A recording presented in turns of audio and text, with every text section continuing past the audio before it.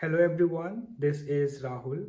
So, have you ever noticed when someone block you in Instagram, you can't see their profile picture, their post, their Instagram stories or anything.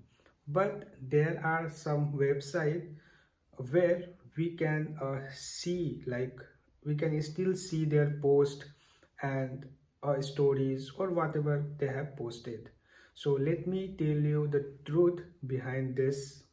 So when someone open the website and type a username, they can see the post, stories or whatever is there. So when someone is blocking you in Instagram, they are blocking on the account level. Okay, that doesn't mean the internet has been blocked, and those websites work as a search engine or you can say a that kind. You can put the username and you can see anything for the public account. So this is how this works. So I hope you will find this video useful. Thank you.